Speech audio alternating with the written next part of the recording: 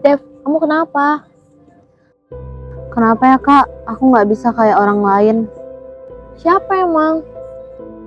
Tadi kak, aku lihat banyak banget cewek-cewek cantik di Instagram. Kenapa ya aku nggak bisa kayak mereka? Kamu gak begitu, Dev. Kamu tuh harus lihat diri kamu. Kalau diri kamu tuh punya potensi, kamu tuh punya kelebihan. Kan kamu tuh yang ngeliat orang-orang keren kan di Instagram. Mereka keren karena mereka nunjukin keunikan mereka. Dan aku percaya kamu juga bisa kayak gitu, Dev. Jadi, cobalah untuk fokus dan kembangkan diri kamu di dalam kelebihan kamu, Dev.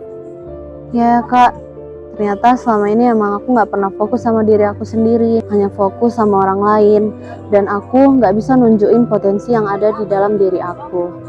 Mulai sekarang aku akan berusaha untuk menunjukkan potensi yang ada di dalam diri aku. Nah gitu dong, Dev. Kamu jangan insecure lagi ya. Oke kak, Semangat.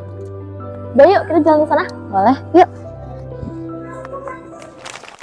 Nah, pasti kalau Sanari, percayalah pada dirimu bahwa kamu bisa bersinar dengan caramu sendiri. Fokuslah pada kelebihan yang ada di dalam diri Cesku. Semangat, Cesku!